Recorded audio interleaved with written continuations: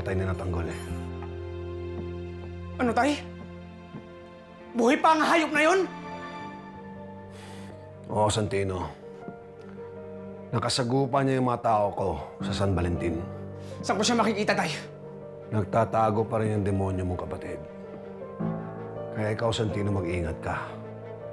Dahil hindi natin alam yung susunod gagawin ng hayop na yun. Hayop na tanggol yun. Hindi ko na siya tuturing na kapatid, tay. Inaabangan ko ang pagkakataon na masingil ko si Tanggol sa ginawa niya kay Erica at sa anak namin. Makakamit din natin yung hustisya, anak. Huwag kang mag-alala. Pagbabayarin natin yung demonyo yun sa lahat ng kasalanan niya sa pamilya natin.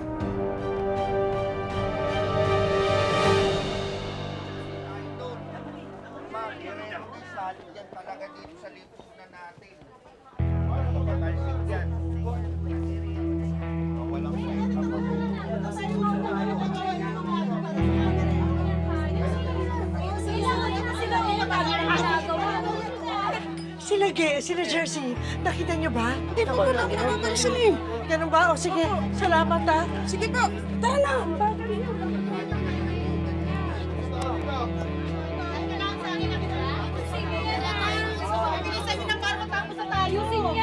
Bisa nyo!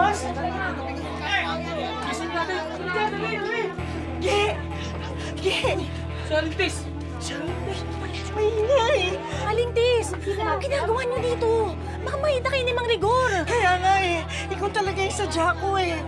Kaya makikiusap sana ako, puntahan niyo naman si Santino. Sabihin niyo sa kanya, kailangan ko siya makausap tungkol sa Kuya Tanggol niya. Huwag naman, Alintis. Sige na, importante lang. Tapos siguraduhin niyo lang na hindi malalaman ni Rigor, ha? Sabihin mo sa kanya, maghihintay ako sa tindahan ni Aling Glenda. Ha? Doon ko siya hihintayin. Sige na. Kaya puntahan mo na. Sige na.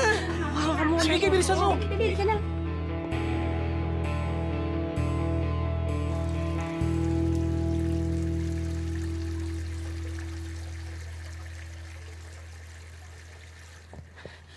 Santino?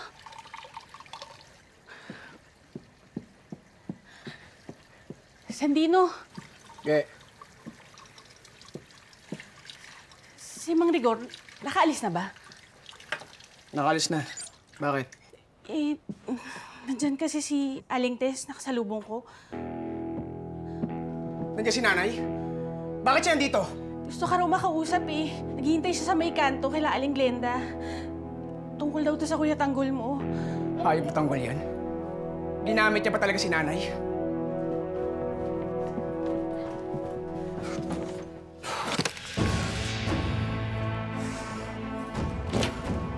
Sandali, ba't may dala kang baril? Huwag ka na makialam, Ge. Kung ayaw mo madamay, baka mamaya nandun sa Tanggol. Aayusin ko na ang kailangan kong ayusin.